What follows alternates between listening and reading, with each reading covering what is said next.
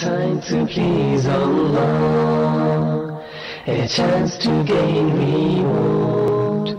I will spend on you, he says, all on who spend in good cause. Good deeds are opportunities, sparkling bright and true, raising you in the sight of Allah and adorning al-Jannah for you.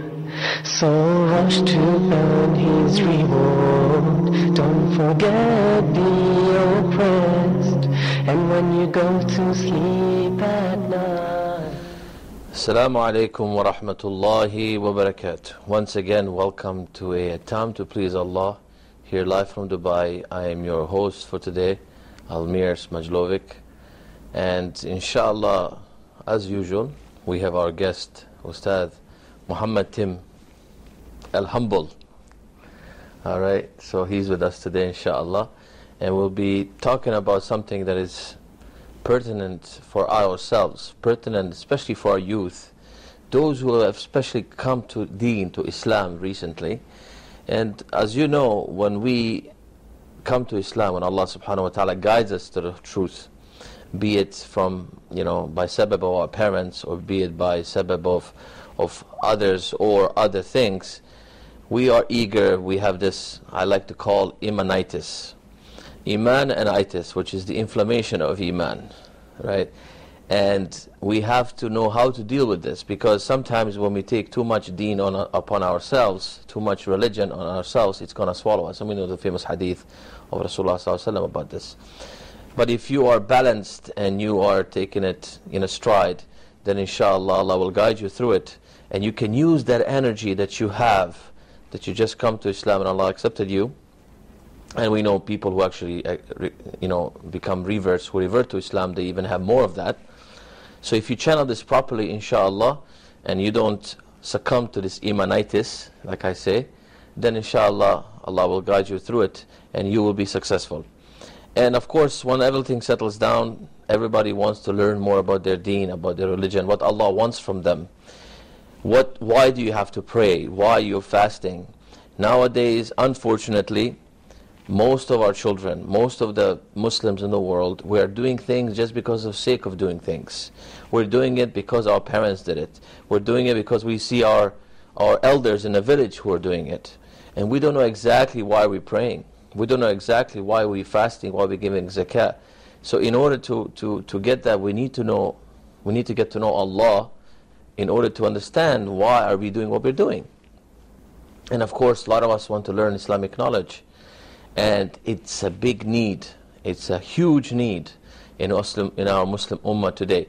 From any country, from east to west, north to south, you go, there's a lack of course you always hear lack of physicians, lack of healthcare, lack of this, but you know what, there's a lack of knowledgeable people. And we know a lot of misguidance that happens in the ummah today is because of that, is because of lack of knowledge. Lack of knowledge for regular folk, lack of knowledge among our youth, lack of knowledge among our elders, everyone across the board. And even those who have some of knowledge, but we're not adhering to the knowledge, or we're not, following the scholars that we need to be following, so that way we can attain this knowledge in a proper way. And that's why there's so much ignorance going on in our ummah. I don't want to be pessimistic. It's just the fact that some of the things we are doing is, subhanAllah, we've been practicing our deen for so many years, yet, yesterday I learned something new I did not know. SubhanAllah, this is an ongoing process until you die. So you have to accept these changes, you have to accept these things, because if you take too much deen upon yourself, it's going to swallow you. And like I said, with our guest today is Ustad Muhammad Tim Al-Humble. I always like to joke with your name, brother. I apologize. And really, do you agree with me? What I'm trying to say, or maybe I am, because you have more knowledge than me, much more. You studied, you actually persevered, and you are a revert, and you probably experienced this period of imanitis. And can you reiterate more about this, what I just mentioned? If you agree with me, if you don't, that's fine. It's difference of opinion, right? I think that after saying Bismillah, walhamdulillah, wassalatu wassalam ala Rasulillah, wa ala alihi wa sahbihi wa man wala, I think that people do suffer from a zeal that they have when they sometimes first start practicing Islam. And often what it is typified by is it's typified by somebody who has a lot of energy but not a lot of knowledge of where to direct that energy to. So they get a big boost of energy. They really, really have a very strong desire to do something for the sake of Allah. They want to go out there and change the world, but they don't have the knowledge of how to do it. And so what you see is, you see that the results of that energy are not what the person would hope. So they plow all of their energy and all of their, if you like, their iman, their that boost that they get into certain things, and because they're not doing them in the right way, what I think happens is they start to become despondent because of they're not seeing results out of what they're doing. So they see so much evil around them, and they run around trying to change that evil in the wrong way. And then what happens is they say, well, the evil didn't change, and I gave 100% of my effort and my energy, and so now I'm going to stop. And so you see a phase that is kind of typified by a big peak of energy, of iman, of rushing and trying to do a lot of things. And then you see a big dip. And the big dip happens because everybody is powered on by results. When you see a result, you feel the kind of motivation to keep going. Just to put these things in perspective, in sports, for example, a person who makes it to professional sports, an athlete, they call him a rookie. And rookies, they have so much zeal and energy, like you're saying, that they put all this energy in the first year, and they're so good. And they made it to the league. Now they're there to stay.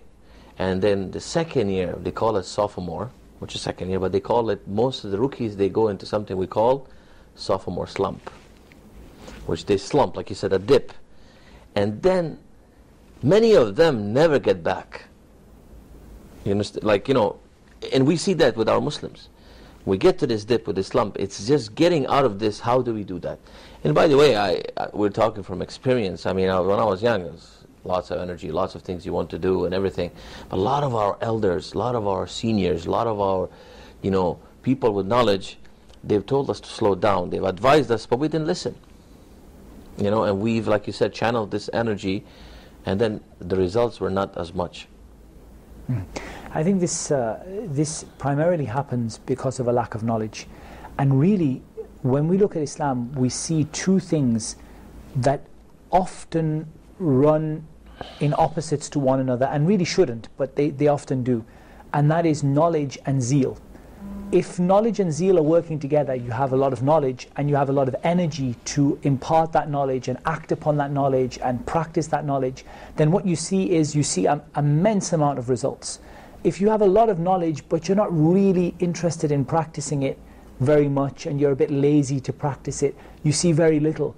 And then you see even less when you just have that zeal but you don't have the knowledge to implement it. So I think with the right knowledge that comes that comes with studying Islam properly and really understanding Islam as it should be understood, then from there you can go to a stage where that energy is being directed to the right channel, because the energy needs to be focused or channeled upon something. If it's being channeled on the wrong thing, then what happens is people just becomes diluted, and in the end people, you run out of energy, and it just stops. You run out of steam, and you come to a stall. And many of the people, they kind of revert or go back to before the iman or the rush of iman came. And that is really a dangerous dangerous part of our journey, if you want to say it that way. And how to get out of this, let's focus on those things. So we say, we agree that there is this rush of energy or rush of iman, like you say. And we also agree that there is this dip. And for certain people.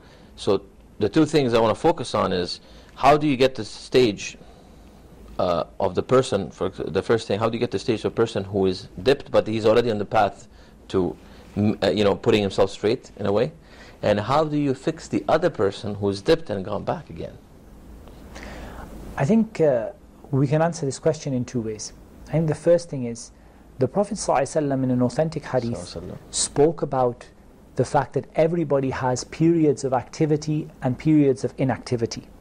People have periods of energy and periods of, shall we say, calm. And he said, so whoever's period of whoever's low period or whoever's period of inactivity is in accordance with my sunnah has been successful, or to that effect, sallallahu alaihi wasallam. So the key thing here is that when we dip, we don't dip below the minimum standard that is required for a Muslim. Correct. We have to understand we are not going to be on a constant incline upwards, nor are we going to be on a flat line forever. We're going to go up and down. Iman goes up and it goes down. For everybody, every day your Iman goes up and down. But the key thing is that when you have a dip, your dip doesn't go below the minimum standard that a Muslim is required to do. As an example, let's look at the prayer. When you're on a high, you're praying tahajjud, you're praying 2 rak'ah after wudu, you're praying duha, you're praying all of your sunnah ratiba, all of your voluntary prayers. You are praying when you feel a need, you're praying when you feel stuck at work, you're praying in every circumstance possible. That's right at the top, you're right on the high. MashaAllah. When you go down, you never want to go down below the point where you stop praying your 5 daily prayers. Correct. So it's all about making sure that the lows are never too low, and making sure that the highs are a gradual incline rather than a very steep one. Because when you have a very, very steep incline and you try to take on a lot of things at once, you lose them very quickly.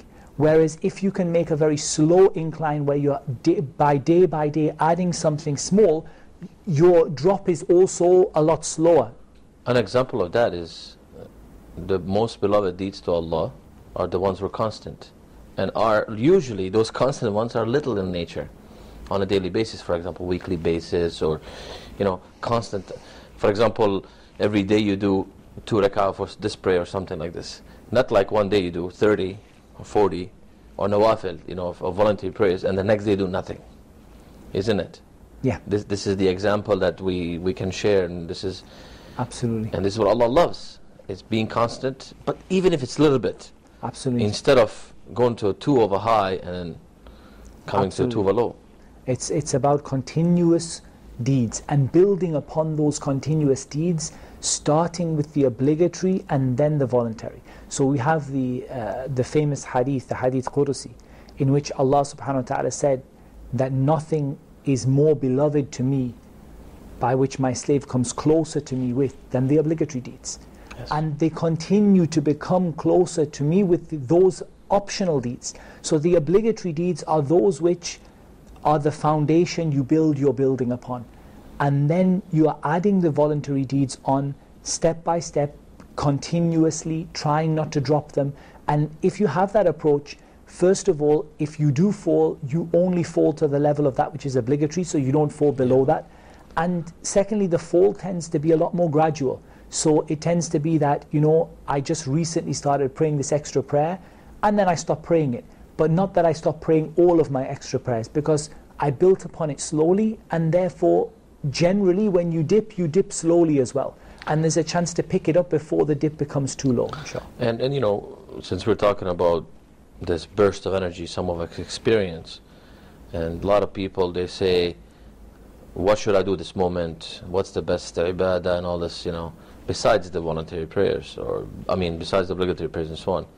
And I like the statement of Ibn al-Qayyim, rahimahullah, where he said, what is the best ibadah? And everybody wants to know, always we are, who are the best top 10 in something? What's the best? We always want to know, right? We always want to achieve that. And he said something very interesting. He said, the best ibadah is the ibadah that is appropriate at that time. If it's Salat al-Jum'ah, what's the best ibadah at that time? It's the Jum'ah prayer. If it's time of Hajj, it's the, Hajj itself. If you're not there, then fasting those days. Fasting day of Arafah and so on. So whatever the time is, that at that moment, that's the best ibadah for that time. So easy for us to gauge ourselves in such a way. Now, we talk about person who has not dipped as much, and now he has made the steady way now, inshallah. Now he's in the 3rd year, like we say. He's not rookie or sophomore. He's a professional now. Professional in a way that he's understood his deen, but he also wants to steadily increase it. How do we go about that? So this is where we talk about the second point that I was going to mention in the 2 points that I mentioned earlier.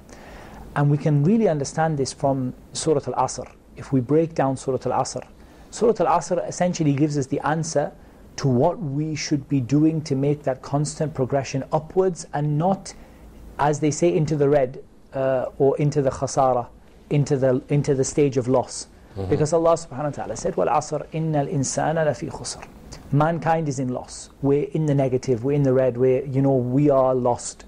Except for a very limited group of people. Those people are the people who believe, they do good deeds, they advise one another to truth and advise one another to patience. If we look at what this really means, essentially what it means is that we get knowledge to begin with. We learn our religion, because knowledge will channel that energy into the right areas at the right time, and knowledge will give us the ability to get out of a slump if we hit it, or to help us to go steadily increase by those things that are most appropriate. If we don't know the most appropriate deed at the most appropriate time, then we won't be able to do that thing. So the first thing is knowledge. After knowledge comes action, because knowledge on its own is not praiseworthy. And this is a mistake a lot of people make, where they give a value to knowledge for knowledge's sake. So they say, this guy knows 100,000 hadith.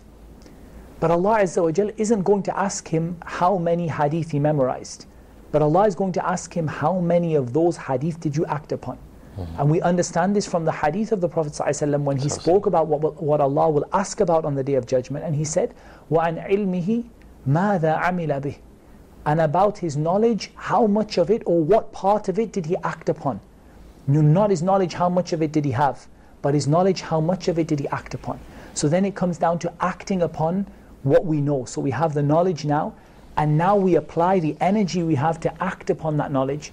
And then finally what we do is we spread that knowledge to other people. So we try now to be a seed for change, to plant something that will grow a new generation of people who will follow the same path of learning and of acting upon what they know. And of course in all of that we have to remain patient and remain steady in doing so. And I'm going to just backtrack a little bit. And there's a lot of misconception among Muslims today about what Iman actually is. Yeah. So you mentioned something very interesting. You said acknowledging and knowledge, And I know some people's beliefs are, for example, that how do you pronounce Shahada, or how do you have the Iman? So they will say, you say it with your tongue, you believe it in your heart, right? But it stops there. But we have to know that the third one is added to it, which is knowing that what you're saying, of course, this is part of the knowledge, believing in your heart, and the third, showing it in your action. So this is part of where the first two, you could say they're knowledge, right, in a way.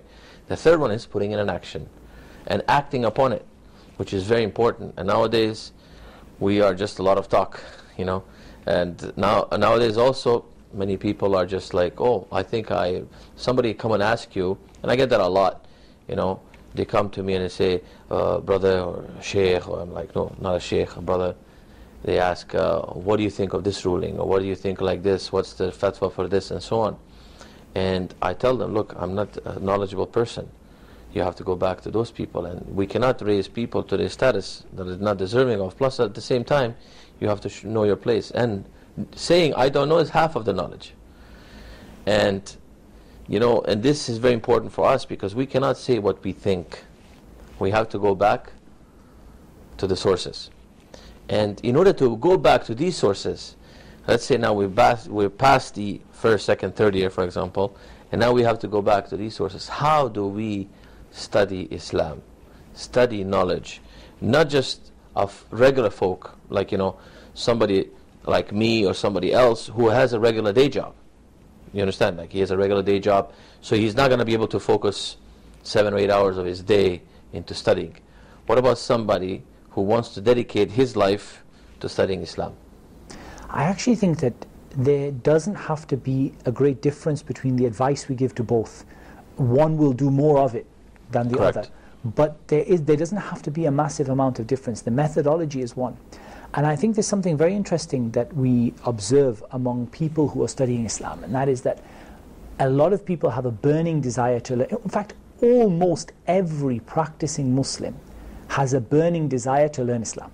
Almost every practicing Muslim you see says, you know, I really want to learn Islam, and I'd love to learn Arabic, and I'd love to be able to understand the Quran. And we see somewhere along the line that doesn't translate into them actually doing that. And the reason why is usually not because they're not intelligent. Often these people have achieved very, very good grades in school, good exams, you know, they're very bright, clever individuals. It's not an intelligence problem. And it's not a problem of a lack of commitment of time, because a lot of them have actually given it, you know, many hours. How many people watching this would have said that I have, you know, spent so many hours learning Arabic, I've been to 5 different courses, I've finished this, I've finished that, but they still feel that they are not where they want to be. So we have to ask, what is the missing factor? And generally the missing factor is actually a lack of knowledge, but a lack of knowledge about how to gain knowledge, a lack of knowledge of the methodology by which we can become knowledgeable or by which we learn Islam. And the interesting thing is, if we look in the history of Islam, we find that there isn't a lot of difference among the great scholars and the students of knowledge in Islam from the earliest days until today as to how people who are successful learn Islam. In other words, if we were to look at people who have gone on that path and achieved an amazing amount of knowledge, we would see that pretty much all of them did it in exactly the same way. And that's quite a surprising thing, because you would expect that over, 1,500 years, or a bit less, you would expect that there would be so many different ways and methodologies, and this one tried this and this one tried that. Yeah. But it isn't. In fact, they all pretty much did it the exact same way. And that tells us that if we can learn that way and we can implement that way, then there's a very, very good chance that with the help of Allah subhanahu wa ta'ala, we can actually achieve that knowledge and see the results out of it and inspire ourselves to go even further. Hold on to that thought. We'll continue after a break, inshallah. Join us after this few messages, inshallah. And this is a time to please Allah.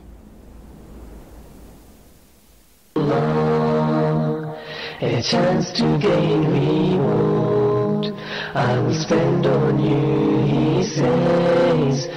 TV commercials motivate viewers into immediate action and to sway consumer loyalty from one brand or service to the other. That's why we're here for you, to help you sell your products and services by using creative ideas that bring life into your own TV commercial. Advertise your business and branded products and services on Huda TV. We will offer you fast-paced and energetic 30-second affordable TV spots. Advertise on Huda TV. Acquire fresh customers and stay within your budget. For more info or to receive a quote, please send your inquiries to advert@Huda TV. Huda TV. أعوذ بالله من الشيطان الرجيم. قالوا أجئتنا لتأفكنا عن آلهتنا فأتنا بما تعدنا إن كنت من الصادقين. له ملك السماوات والأرض وإلى الله ترجع الأمور. فلما رأوه عارضا مستقبل أوديتهم قالوا هذا عارض ممطرنا بل هو ما استعجلتم به. أخا عاد إذ أنذر قومه بالأحقاف وقد خلت النذر من بين يديه ومن خلفه ألا تعبدوا إلا الله إني أخاف عليكم عذاب يوم عظيم. فيهما عينان نضاختان فبأي آلاء ربكما تكذبان. فيهما فاكهة ونخل ورمان فبأي آلاء ربكما تكذبان.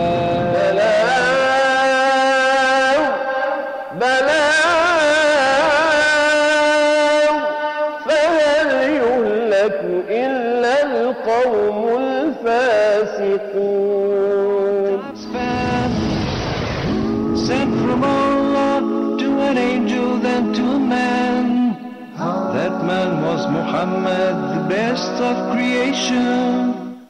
A time to please Allah, a chance to gain reward, I will spend on you, he said. Welcome back to our show, A Time to Please Allah, live from Dubai. My name is Almir, your host for today, and we are continuing with our guest, Ustaz Tim Humble, regarding knowledge. And we've discussed the depths, and we've discussed the initial stages, and we've kind of came to a conclusion that, you know, nowadays there's so much technology, there's so much, subhanallah, so much information that literally you could get on a little phone all of the books in Arabic that have been written about Islam from scholars, for example. Yet we've also agreed, and you made a great point, that the methodology is one, and how the scholars, they learned their deen, it's been the same since 1400 years ago until now, and this is the only way. And inshallah, this is what we're going to be focusing on in this part of the show. So tell us more about this methodology of studying your deen, or someone is studying his religion. Okay, so the first thing that we need to take out of this process is randomness. We don't study our religion in a random way. You know, I watch a YouTube video on some topic, and then I watch another YouTube video on something, and then I listen to a lecture, and I go to this person, and I attend one class and drop out. In this way, you will never learn anything. You will learn bits of information about bits of things, but you will not develop the kind of progression in knowledge that is needed to become a person of knowledge. So as an example, you imagine somebody studying medicine, and they get together all of the books for 6 years of medical study, and they take random pages out of each book, read 4 lines, put the book back on the shelf. At the end of the year, they say, okay, I've read bits of every book, why am I not a doctor? The answer is that there's no progression. It's just randomness. So we've got to remove the randomness. And the way we do that is also to break Islam down into smaller chunks that are easier to understand. So Islam is made up of a lot of sub-sciences. Let's give an example. Let's just give the example of tafsir as an example. Tafsir is a sub-science of Islam. Hadith is a sub-science of Islam. Fiqh is a sub-science of Islam. And you can keep going and going and going through, the Arabic language and breaking even those down into further categories until you end up with small subjects. And just like if you would go to university to study, pick any subject, to study engineering, not every class you would take would be engineering 1, engineering 2, engineering 3. In fact, what you would find is it's broken into sub-sciences. And so you would have, like, I don't know, mathematics or something like that in one, and then you would have another part of engineering in another, and another part in another, and it would be broken down into small chunks. You want to do the same with Islam. So you end up with 15 sub-sciences, small topics. And then what you need in each sub-science is a basic text that is going to be your go-to text. You probably will almost memorize it. If you don't memorize it word by word, you'll have done it so many times it becomes rock solid. And you have a basic text in each of those sciences, a basic, really, really basic book that you study. And then you go up to level 2. And level 2 means in each science that you've studied that basic book, you go to an intermediate level book. And that intermediate level book it's not going to be in volumes, it's not going to be 10 volumes or 12 volumes, maybe one volume, one large volume, or 2 or maximum 3 small volumes. And you're going to study that book in quite some detail, building upon that basic text that you've almost memorized. And you're going to keep on going like this. And what you'll develop is, before you even start to specialize and become an expert in tafsir or an expert in whatever you're doing, you're going instead to have a basic, good working knowledge of every sub-science in Islam. Call it level 1, 2, 3. Level 1 is a basic book. Level 2 is an intermediate book, and level 3 is something relatively advanced without being too specialized, without being something that is, only known by 10 people in the world or something. It's a common book, but it's pretty specialized. 1, 2, 3 in every sub-science of Islam, and you make a record and keep yourself a little document, a little table, and you mark off, okay, let's just take the science of hadith. I'm going to start with the 40 hadith of Imam al-Nawawi, a basic text. It covers 42 hadith, 50 with the addition of Ibn Rajab, and it contains the most fundamentally important hadith that exist in the religion of Islam. Correct. There's only 50. You're going to get so familiar with that book that you've almost memorized it, if you haven't actually memorized it, but you've really got a good working knowledge of it. Then you're going to go to an intermediate level book in hadith. Not going to go to Bukhari and Muslim, it's a bit too far. We're going to go somewhere intermediate. Something like Bulugh al-Maram, as an example. A book which contains somewhere in the region of between 500 and 1,000 hadith, and is an intermediate level book which is going to give you, again, a lot more knowledge, but is not going to be so huge that you're memorizing 7,000 or 10,000 or 30,000 hadith. We're dealing with something relatively small.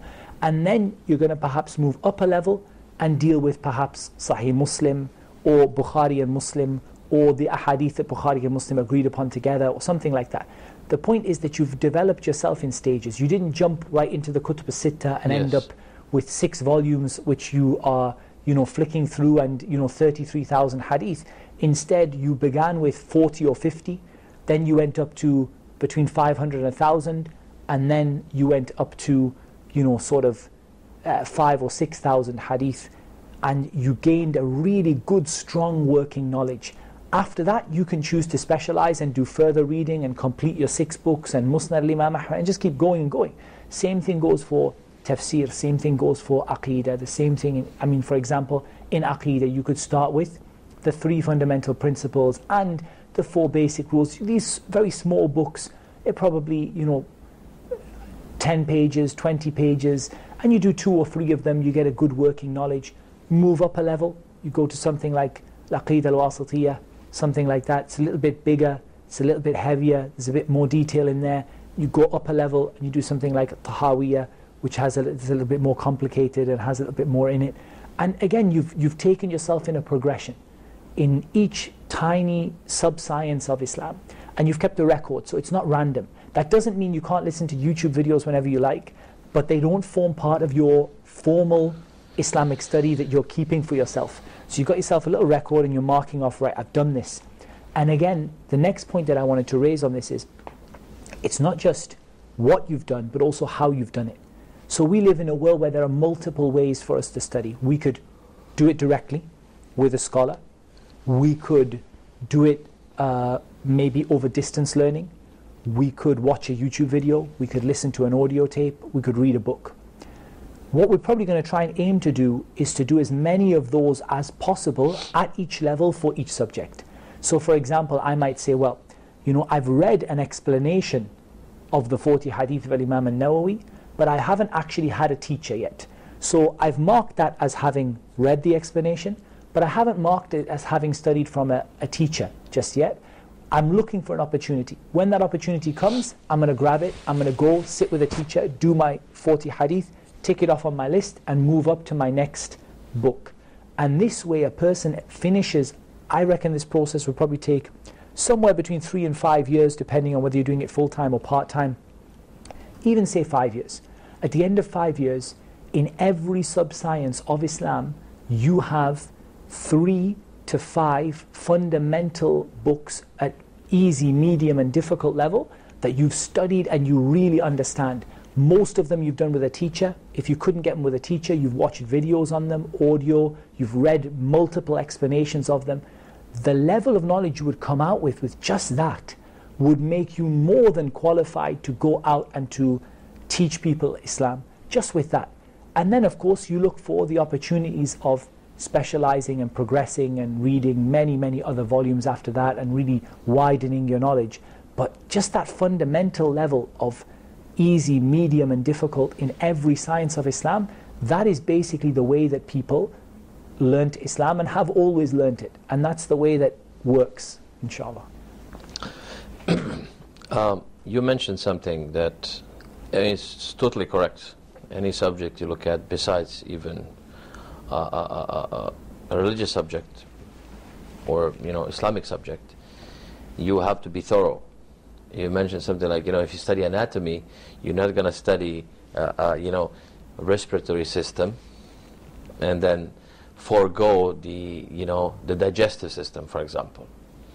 So you have to study all at once, and then how they come together, because it's one body. Yeah. Same thing with Islam. You're not gonna, like you said, go a little bit here, go a little bit there. You have to have a strong foundation for all in order to do this.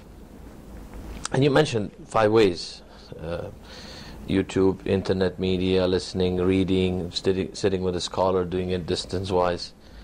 How do we reconcile between these? Because nowadays everybody says, well, just go study from home, and that's enough for me. And that's not also correct. No. So, and also, well, I have to sit with a scholar. Well, that's the best way. And we all agree with that, correct. But in reality, this is more difficult to do, because we live a fast-paced life. Maybe the scholar is not available in our area or something like this, or like you said, specific teachers for specific subjects may not be available. So how do you reconcile between these things? Again, I think it comes back to the plan. In the plan, you need to make a very clear record of where you have studied this text from.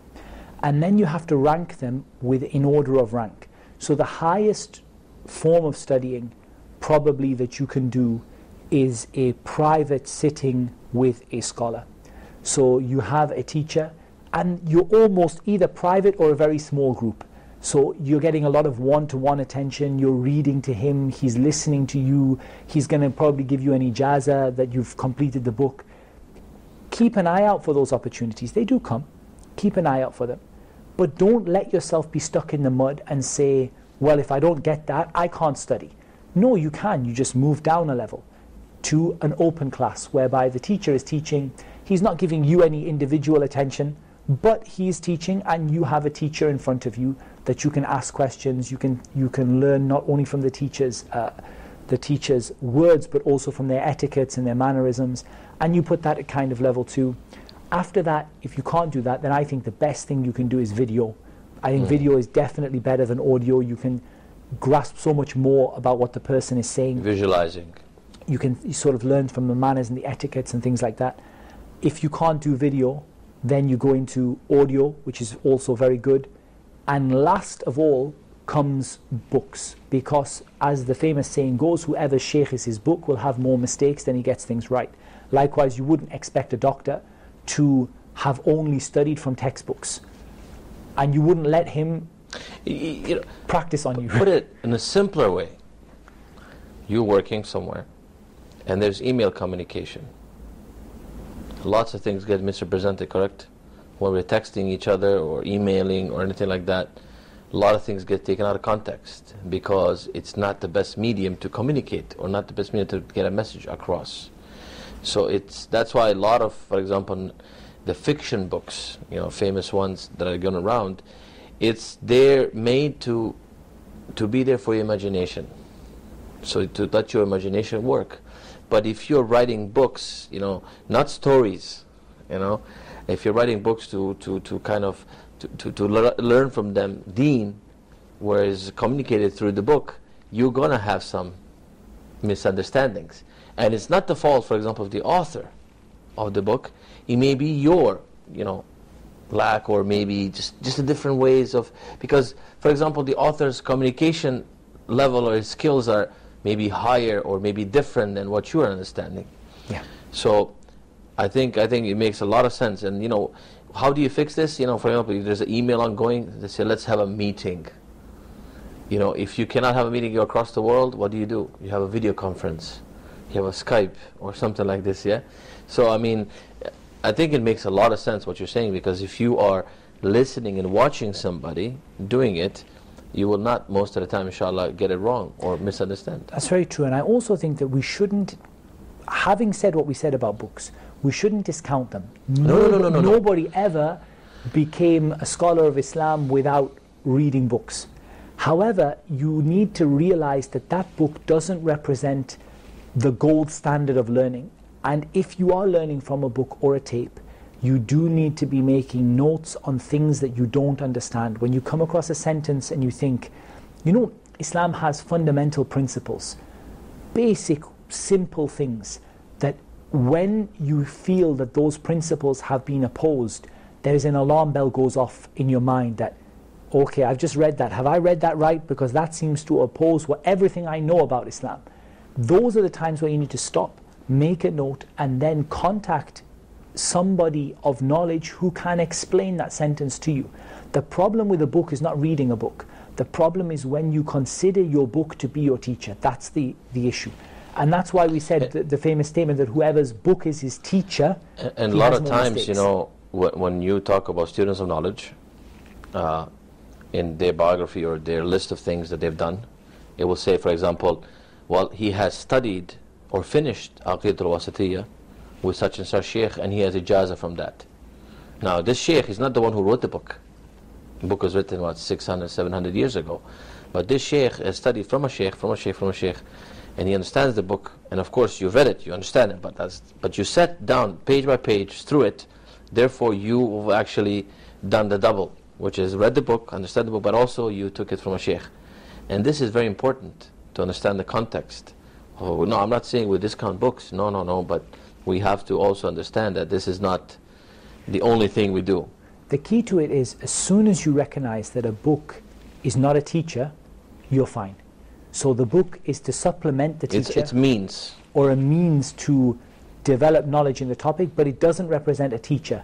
It represents a supplement. So what you tend to do is, for example, the ideal standard is, you'll go and study a book with a teacher, you'll read 2 or 3 different explanations of the book, you'll listen to maybe a couple of audios, because bear in mind, the kind of teacher you can get via audio is the kind of teacher you could not get if you traveled anywhere in the world, because there are people from the great scholars of Islam who passed away, whose audio explanations of books are still available to us. Correct. And so, you have an ability to study also from them. But again, their audio is not usually very clear, and it takes a lot of concentration.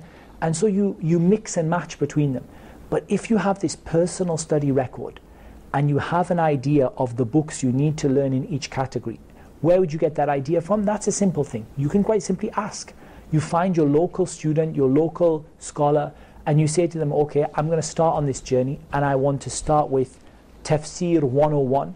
What do you recommend that I begin with? Which book should I start with in my journey of tafsir? And they might say, for example, recommend you start with a simple English translation of the Quran, like Muhsin Khan, for example, because it is written as a summary of the other books of tafsir. And it's a good book to go through to get a basic understanding of the tafsir of each ayah. Say, okay, I've done that, I've written down, I've made notes, but this ayah was not clear to me. The question's been asked, the answer's been given. Now I move on to the next book, Tafsir al-Sa'di, for example. Bit bigger, 2 volumes, go through, or 1 big thick volume, go through in quite a bit of detail. Again, 4 or 5 pages I wasn't clear on, get the answer to those, move on again, Tafsir Ibn Kathir or so, and you feel that you are progressing, and you're progressing through using all of these different things. And remember, there may be times in your life where one of those methods of learning is close to you. For example, the book is not available in print in your area, or there is no YouTube videos on the topic, or you don't find a teacher. But if one door is closed, another will be open. So you can busy yourself at that particular time with polishing your Arabic, for example. You can busy yourself at that time with a different topic for which there are explanations, audio, video available. And as long as you have a plan that you are marking off, where am I and where do I need to be, and you recognize that when I finish that plan, I'm not going to be a scholar, but I am going to be a person who's built a foundation. And if a scholar represents a skyscraper, I'm going to be a person who has built a foundation upon which I can build a skyscraper. Yes. I'm ready to build my knowledge in Islam, but I recognize that to do that I have to have a rock solid foundation, And you get that foundation through studying at these different levels, each of the sub-sciences of Islam. Bearing in mind that in the English language, there is a limit to how far you can get. And I would say roughly 2 years of full-time study, probably maybe 1.5 to 2 years full-time study, and you would exhaust the resources that exist in English. And so what you have to do is, in parallel to that, you have to start working on your Arabic.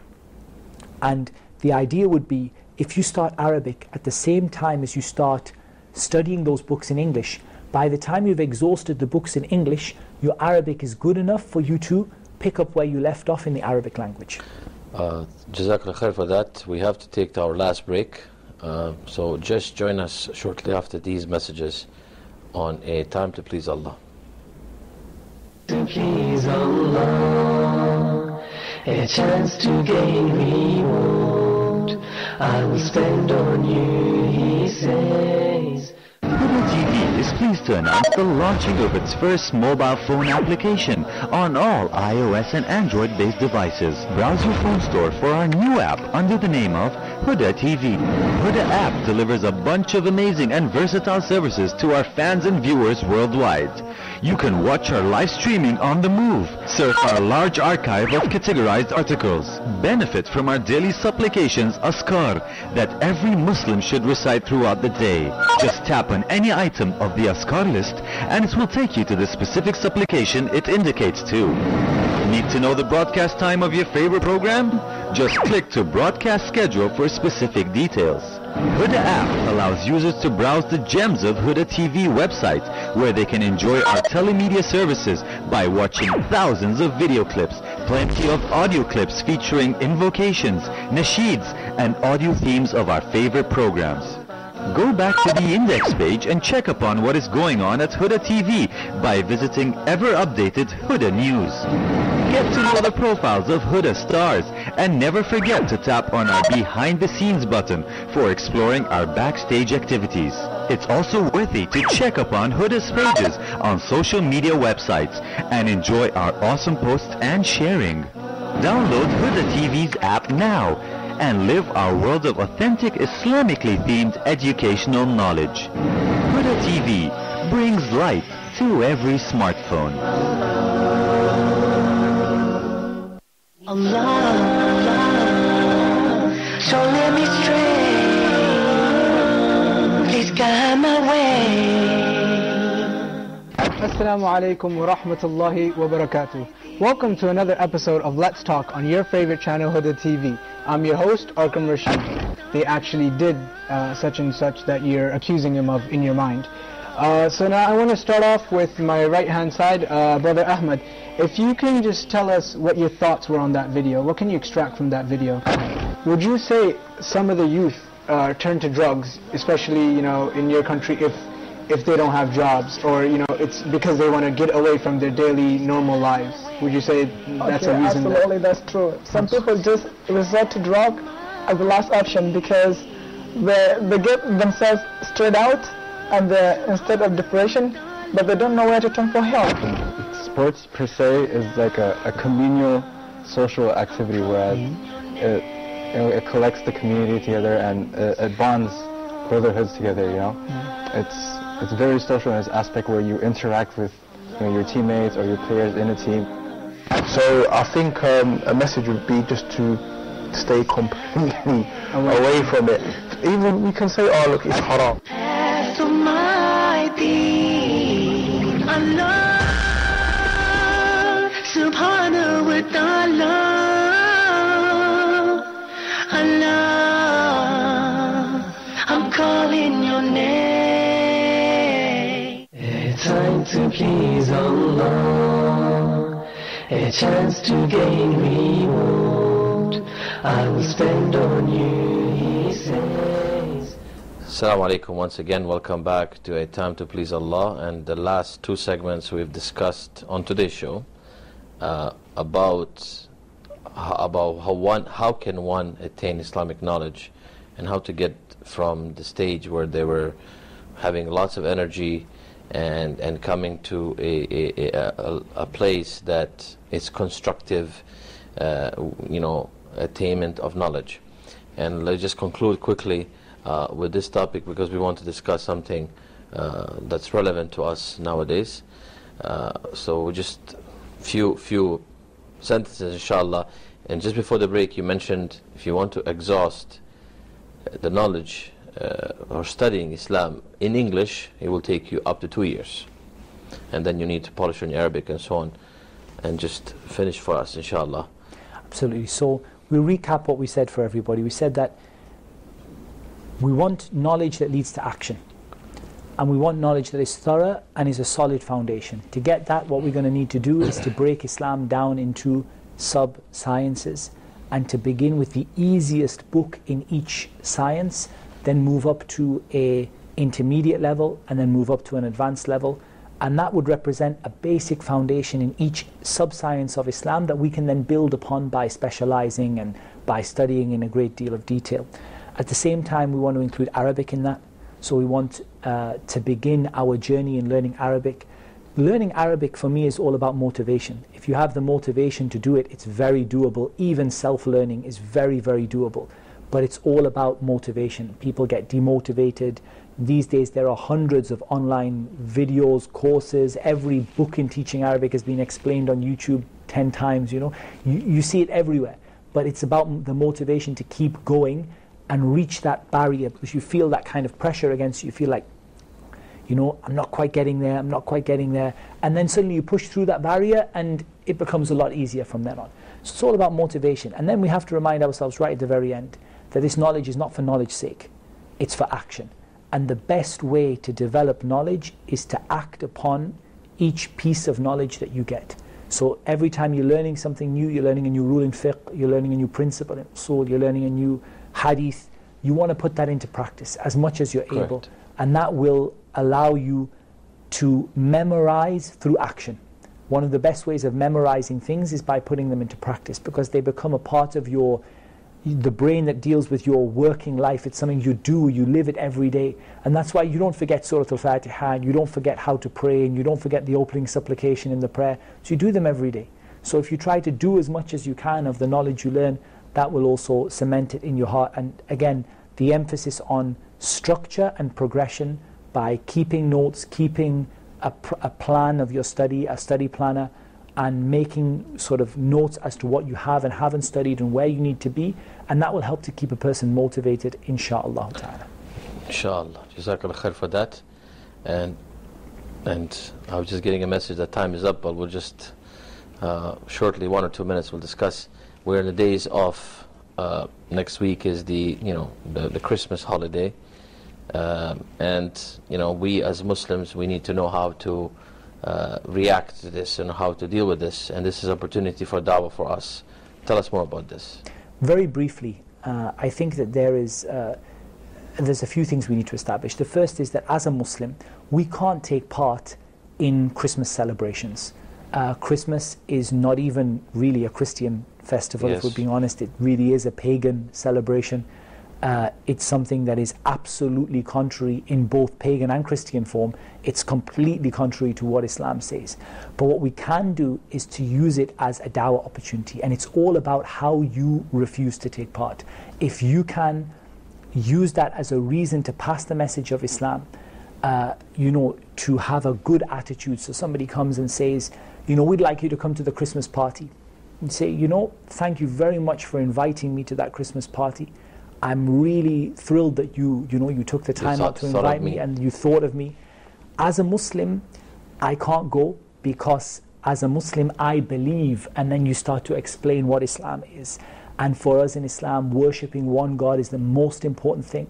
And of course, Christmas is about a belief of a people who worship Jesus, and we believe in Jesus as the best, or one of the best prophets to have come, one of the best creations, of the best prophets to have come. And you start to put Islam in there, and so somebody, for example, says to you, I don't know, Merry Christmas, and you can't say that back to them. You can't you can't celebrate that back with them, but you can say something like, thank you very much. I don't, as a Muslim, I don't wish people Merry Christmas. I hope you enjoy your holiday and you have a good time. And I would like also to tell you a little bit about Islam. And you're feeding it into as a Muslim, and you're feeding in the nicest way possible. In the nicest way possible, because you don't want to make people feel that, oh, every time I say something nice, and they're only trying to be nice. Every time I say something nice to this guy, his face turns, and you want them to feel. We don't celebrate. Yeah, they want you to feel happy. So again, you say, thank you very much. I can't return the greeting to you because I don't celebrate Christmas. I don't believe in Christmas. However, what I can say is that I can't join your party or your celebration, but I would love to sit down with you perhaps at another time, where we could sit and maybe we could have a chat about things, and maybe we could get Islam in there as well. So you have that opportunity. It's all about how you deal with it and how you approach it. Two things. Number one, don't compromise and say back to them Merry Christmas, or say back to them, yeah, I'll come to your party.